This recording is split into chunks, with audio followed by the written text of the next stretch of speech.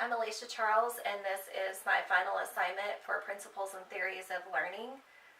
This lesson is on figures of speech, and I'm emphasizing how you can use figures of speech as a way to make your writing more creative and appealing to the reader. So we're going over similes and metaphors. So a simile is a figure of speech, and it involves comparison of one thing with another. And you use it in your writing to make it more descriptive, emphatic, or vivid. And the definition of emphatic is you're showing or giving emphasis. You're expressing something forcibly and clearly. So how would you form a sentence and make it a simile? To be able to do that, you use the word as, and then you add an adjective or an adverb in the middle, and then as again, and then a noun. Or the second way that you can form a simile into a sentence is you can use a verb, the word like, and another noun.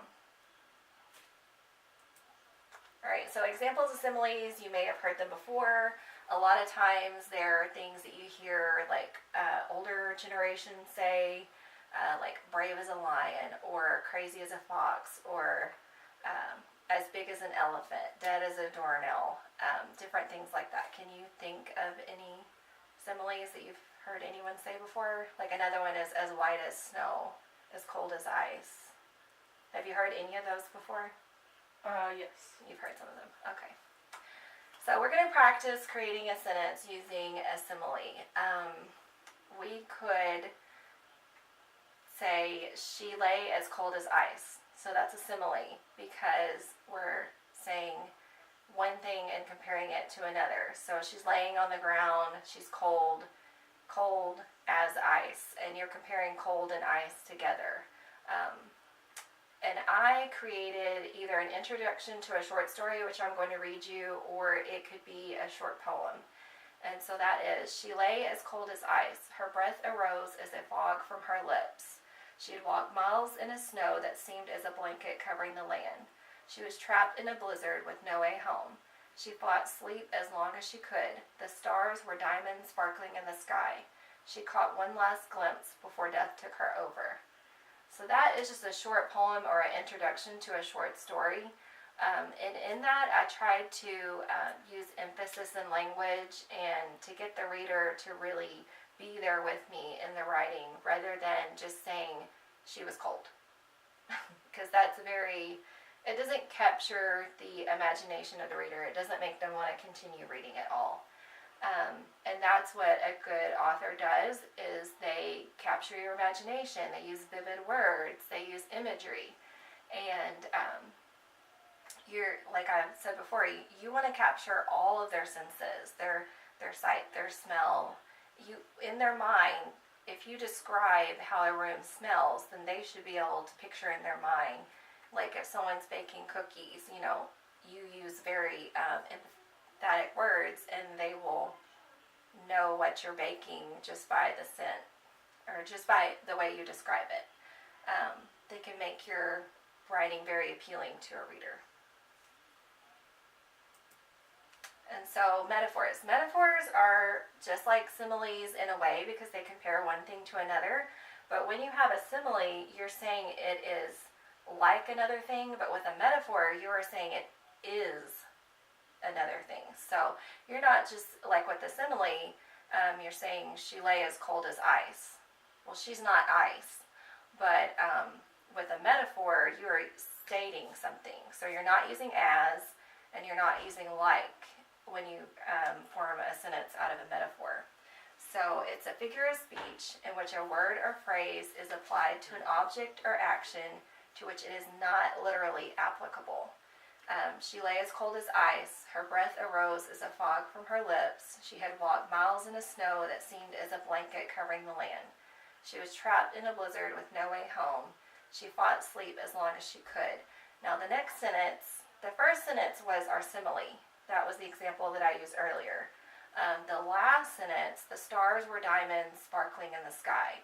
I'm literally stating that the stars were diamonds. I'm not saying, if I wanted to make that sentence into a simile, I would say the stars were like sparkling diamonds in the sky. Or as diamonds in the sky. But with a metaphor, you are stating it as a fact. But it's something that is not, it can't be taken literally because obviously the stars are not diamonds. So that's how you know the difference between a simile and a metaphor. And some examples of metaphors, the classroom was a zoo. So they're saying, that maybe the students are up running wild, the teacher has no control over the classroom. So it's like the classroom's a zoo, but they're not using like, because that would be a simile if you use like. Here, it's a metaphor because you're stating it as a fact. So the lion's teeth were daggers, the hospital was a refrigerator, the snow is a white blanket, the thunder was a mighty lion. So those keywords of was and is, those are statements. Those are stating it as a fact. So let's compare the similes and the metaphors. I think by now you're probably getting a pretty good picture of what they are. But we're going to take an example from Forrest Gump. There's a very famous quote. It said, "Life is like a box of chocolates." So that keyword like, you know that is a simile. Or if I were to put as in that sentence, then you know that's a simile.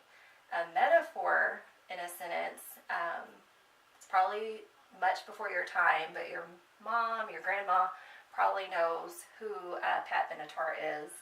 She was a singer in the 80s, and she sang the song "Love is a Battlefield."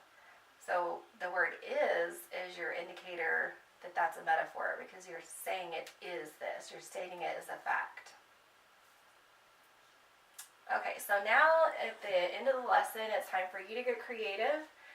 What you will do is this assignment, I want you to either write a short story or a poem, 20 sentence minimum. There's going to be 2 similes minimum and 2 metaphors minimum. And in this assignment, I want you to make it very vivid to the reader. So use descriptive words and, take them right there with you. How can you do that? You have to use descriptive words. And then, I am going to be grading based on grammar. I'm going to be based on punctuation. So the assignment is for similes and metaphors, but all those things will come into play. Do you have any questions on similes and metaphors? I think I got it. Yeah. And do you understand the assignment? Yes. Okay. All right. And that is the end of my